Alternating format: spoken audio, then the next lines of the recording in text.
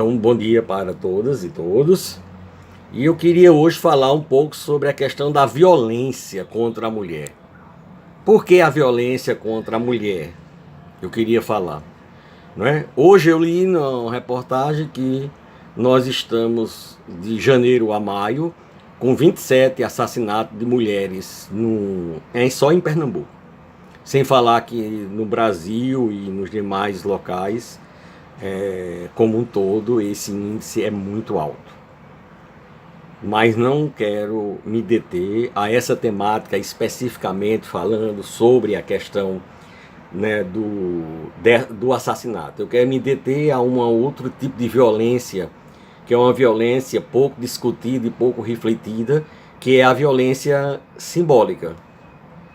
O sociólogo francês Bourdieu aponta que o poder simbólico ele tem uma expressão na vida cotidiana muito forte, não é? O que faz com que, não é, esse poder perpasse toda a nossa cultura, toda a nossa sociedade, seja na família, na sociedade, na escola, onde não percebemos que pequenos detalhes, até pequenas coisas que acontecem em nosso cotidiano, como tratar mal uma pessoa, como falar mal dessa pessoa, como menosprezar. Tudo isso é uma violência simbólica. E eu queria aproveitar, né, que todo mundo só fala desse pão e circo, né, que é a Copa do Mundo, né, para lembrar a questão dessa violência que está aí nas redes sociais, que eu não especifico, não é, pessoas, mas eu queria dizer como essa cultura nossa machista, preconceituosa, androcêntrica e conservadora tem perpetuado essa violência contra a mulher, né? Xingamentos, gestos, atitudes obscenas, são atitudes que a gente tem visto nessa Copa predominantemente, e inclusive praticadas por brasileiros.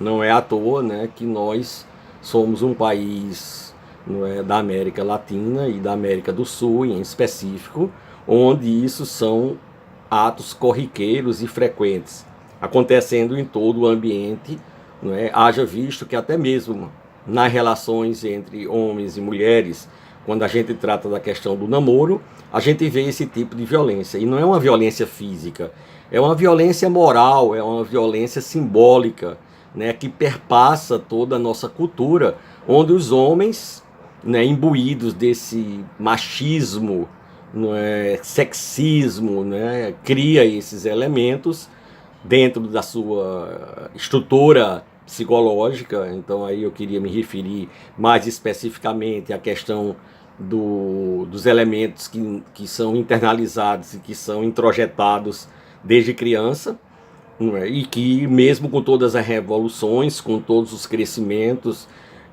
com o movimento hippie na América, o Maio de 68 na França e depois em outros países e aqui no Brasil, né, com toda a primeira, segunda e terceira onda do movimento feminista, com todo o processo já realizado, a gente vê que ainda perpassa cotidianamente esse preconceito contra a mulher e ainda essa violência. E a gente percebe isso não só no discurso, na fala, mas nas narrativas. Nossas narrativas cotidianas são bastante enraizadas de preconceito.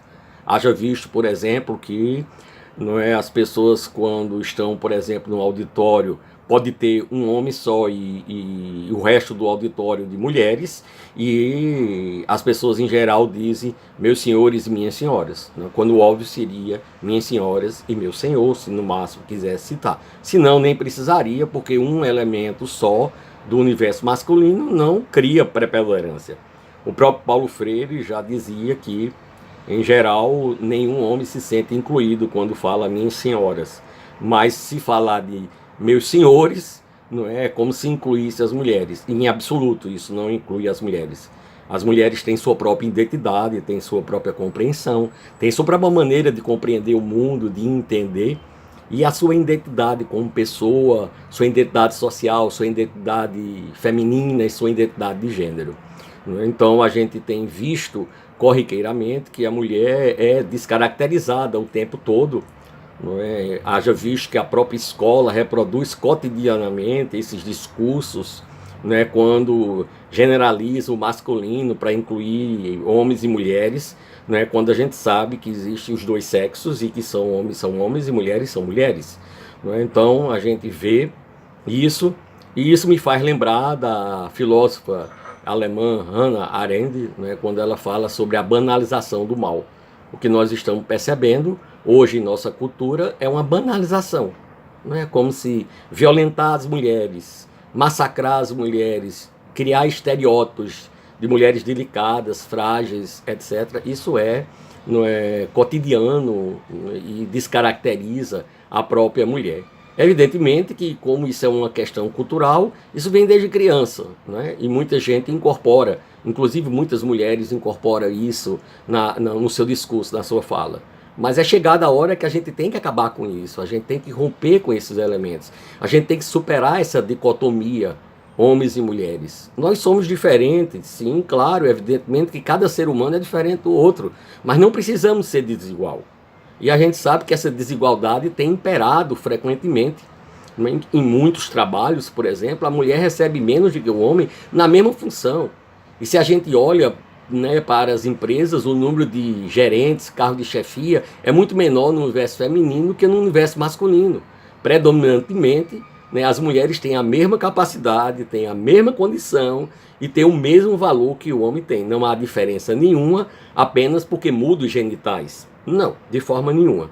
Homens e mulheres são iguais em termos de capacidade intelectual, em termos de produção, em termos de trabalho, em termos de condições de vida. A sociedade patriarcal, principalmente a nossa, nordestina, pernambucana, né, centrado na casa grande e senzala, tem reproduzido cotidianamente esses valores onde as mulheres são sempre segregadas. Tanto é que só em 1822 as mulheres conseguiram entrar na escola, mesmo assim, para aprender prendas domésticas, aprender a cozinhar, aprender a costurar, tricô, etc. Não é? Durante muitos anos a gente teve, até mesmo durante o Império, nem a mulher podia entrar na universidade. E quantos tempo ainda passamos para que a mulher entrasse nos cargos antigamente ditos masculinos, como médico, engenheiro, etc, etc. Sempre se relegava muito as mulheres ao magistério, e as funções consideradas socialmente mais femininas, como letras, pedagogia, psicologia, serviço social, etc. Nada disso é específico das mulheres. Ambos, homens e mulheres, podem fazer esses cursos, como podem também fazer os cursos anteriormente ditos masculinos, que eu também não acredito nessa hipótese. Né? O que nós vemos é que os homens querem continuar mantendo esse poder, querem continuar perpetuando essa visão de que eles detêm isto. E como dizia Bourdieu, né, esse poder é também simbólico, porque está internalizado em nosso inconsciente. Mas a gente precisa romper essa prática, a gente precisa trabalhar esse momento de ruptura.